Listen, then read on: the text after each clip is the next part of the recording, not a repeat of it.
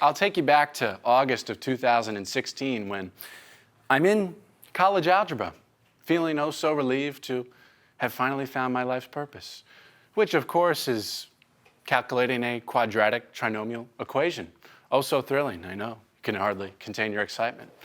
The gentleman to my left is now raising his hand and asking, will this be on the test? Which is really just code for, I'm not here for the learning, I'm just here for the grade and the piece of paper. Is this really what college is all about? I spent years looking forward to this because back in high school, I was your average, all-American, everyday outcast. I had one friend, and when it was all said and done, I'd never gone to a prom, never gone to a homecoming dance, never been invited to a party. And like most high school seniors, even the popular ones who hid their anguish, I couldn't wait for my fresh start that coming August at college. And now here I am in a school setting, feeling frustrated and alone. I'm once again beginning to blend into the woodwork.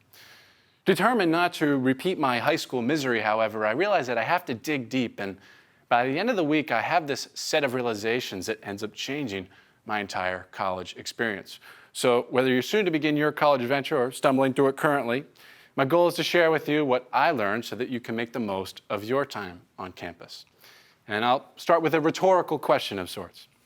Have you ever bought something and then regretted it later? I think we all have. How would you feel if you bought a $300,000 home with no plan to raise the income necessary every month to pay the mortgage?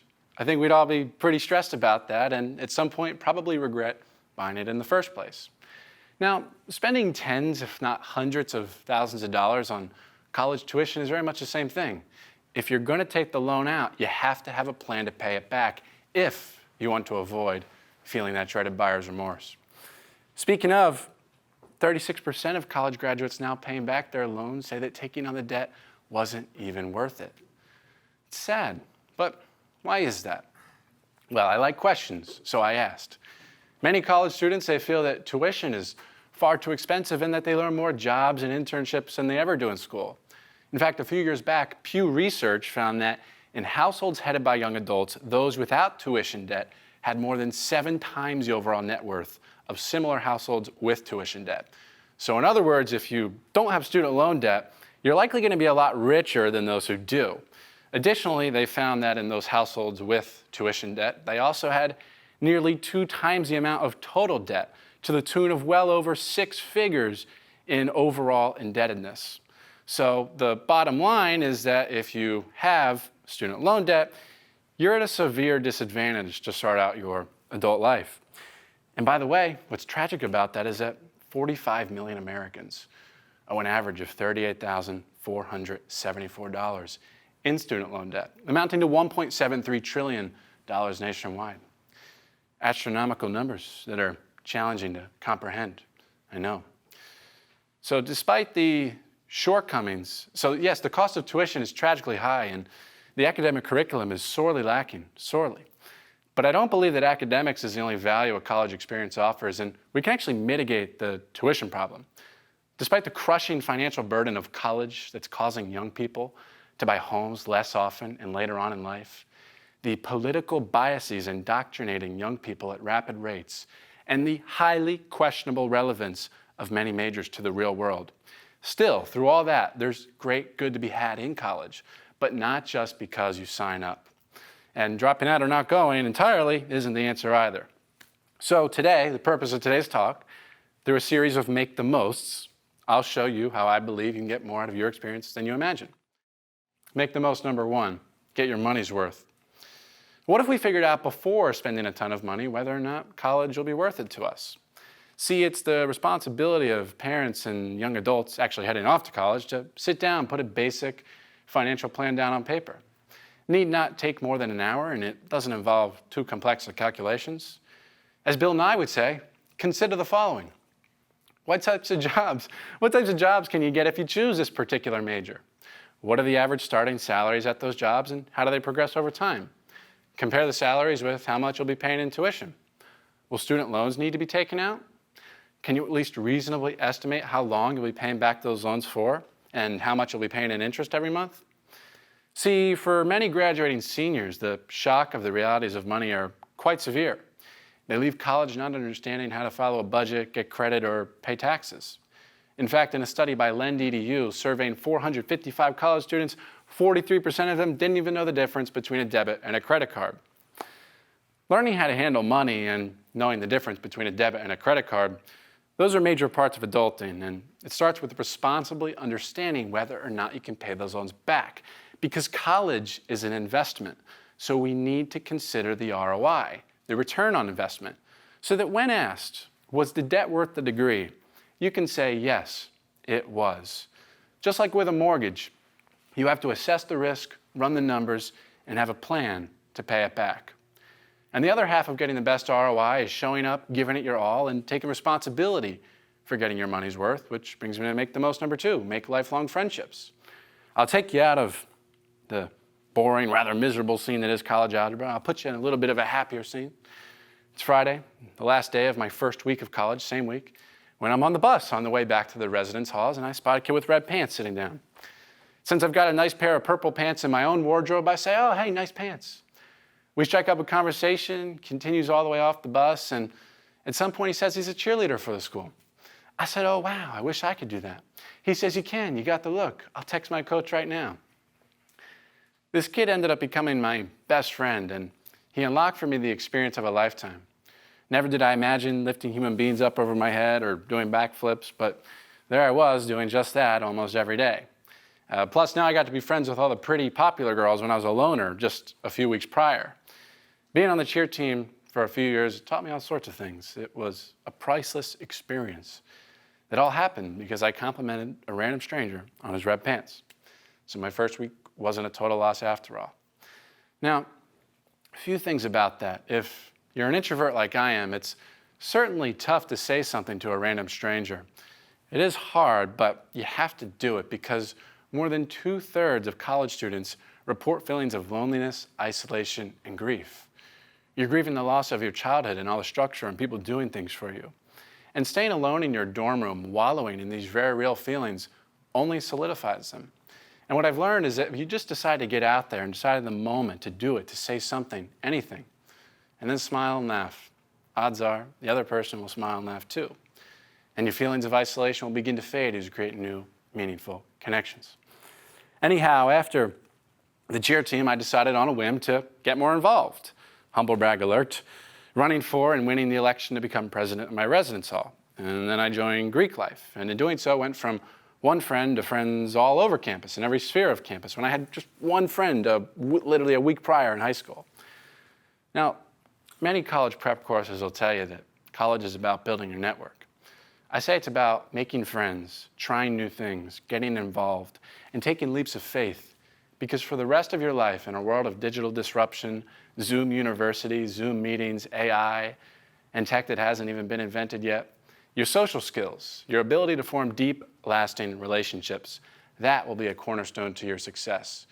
And every career prediction expert agrees on this, so start learning to do that now. And that means not laying in bed surfing Instagram all day, but getting out there so that when you graduate, you can say you did it all with the people that matter the most to you. Speaking of people that matter to you, make the most number 3 is grow up and break up with your parents and old friends. I called my mother recently, and when she picked up, she said, oh, haven't heard from you in a while, Jor, but I know that no news is good news.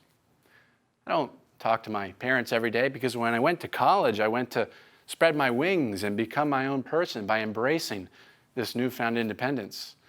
I let my parents be okay parenting from a distance, and I did give them reason to trust that, checking in at least once per week, telling them the ups and downs, challenges, but never letting them get too involved or emailing the math teacher on my behalf or anything like that. And I never got homesick either because I was too busy with all these new experiences and adventures and friends, as opposed to sitting on the phone with my parents and non-existent old friends reminiscing. Do I mean that you have to forget your entire past? Of course not. I think we all have friends we made before college that we keep for life. It's a great thing. The problem comes in where many college students, they fail to let go of their old lives because growing up, adulting, and being responsible for yourself can be terrifying. And it is far easier to retreat into the loving embrace of your parents and old friends. You'll still love your parents and old friends, and they'll still love you, but your relationship needs to change so that you can grow. Don't forget about them, but let them take a back seat so that you can be here now, thus enabling yourself to make the most of your time on campus. So break up with your parents and old friends. And finally, my favorite, if you take nothing else away from this talk, let it be this part. Make the most number 4. Learn to be authentic and learn. Don't just earn grades. A Boston College researcher named Karen Arnold, she followed 81 valedictorians and salutatorians for 14 years upon graduation to determine what getting good grades actually means in terms of lifetime achievement. Like really, what is all this backbreaking work for? Turns out that almost all the valedictorians and salutatorians are in the midst of their professional careers, and nearly half of them have risen to the highest tier jobs in their fields. So they do live good lives. However, not a single one of the valedictorians or salutatorians went on to become a world changer or do anything truly spectacular or out of the ordinary. As Karen Arnold said, valedictorians aren't likely to be the future's visionaries. They typically settle into the system instead of shaking it up. See, what happened is that they learned to be great professional students and how to get good grades, but they did so at the expense of testing their own voices, challenging and breaking the mold of the status quo, and potentially leaving a mark on the world. Why is it that being such a high performer academically and being a world changer seem to be mutually exclusive? Well, for one, I say grades are reflections of conformity and obedience. Sometimes grades are even reflections of pleasing the teachers, telling them what they'd like to hear, especially when they're politically biased and thinks that they're so morally superior and correct in all things. One thing I'm absolutely certain of is that grades are not reflections of intelligence. We tell kids from an early age, don't color outside the lines, and then we reward them for coloring inside the lines. And in doing so, what we've done is we've created a system that's about getting good grades, not learning. Proof of this is the question that inevitably comes up in every class. Will this be on the test? School is serious. It has lots of rules. And while the rest of your life you'll likely have bosses to please to some degree, hopefully a spouse you'll have to consider, hopefully, and laws that you have to obey, the ultimate test that you want to pass is this. Will I have led a life of joy, left a unique mark on the world that only I could, and loved those close to me well? With each choice you make, ask yourself about that test, and you'll make a choice true to you, which may sometimes require coloring outside the lines, because there are many ways, many paths to having joy, impact, and love. College is there to help you find your path. And it is worth noting that there is no hierarchy here. Coloring outside the lines is no better than coloring inside the lines. It's not the point. The point, however, is to go after whatever you want and to know why you want it, because the quest for an A is absolutely meaningless without a purpose beyond just getting that A. Now, if you know that A will get you into med school so that you're going to become a doctor perhaps and go save lives, then yeah, go get that A. If you know that A will get you into law school so that you can become a lawyer and fight for innocent people, then yeah, go get that A. See, in these cases, the A is not the end, but it can be a means to an end.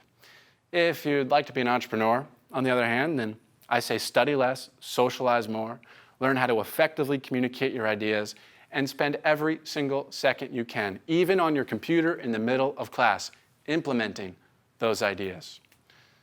Whatever it is, ask yourself, why do I want that A? Ironically, the answer to this question won't be graded, but I do think it's worth at least considering. Now, as I've outlined, there's certainly beauty to higher education. Also ashes.